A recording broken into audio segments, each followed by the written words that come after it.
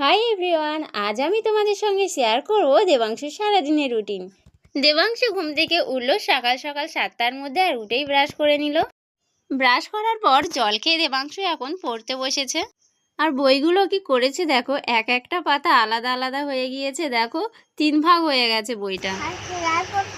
ফোয়ারা থেকে জল পড়ছে? কই ফোয়ারা কই?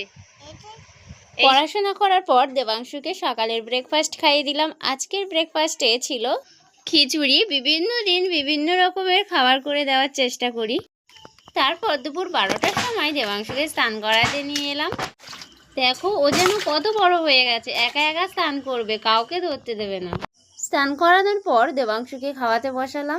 আজকের দুপুরে দেবাংশুর লাঞ্চে ছিল ভাত, ডাল, শাক ভাজা আর শোল মাছের তরকারি। ভাতটা প্রথমে আমি ভালো করে মাখিয়ে নিয়েছি, কারণ ও 2-4 গাল খায় হাতে তুলে, তারপর আর খেতে চায় না। তারপর আমি খাইয়ে দিই।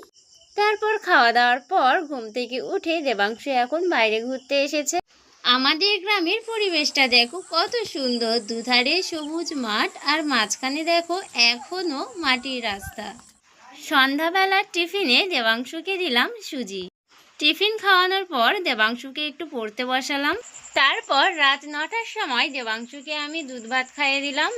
তারপর দেবাংশু ঘুমু ঘুমু করলো। আজকের ভিডিও এই পর্যন্ত, টাটা।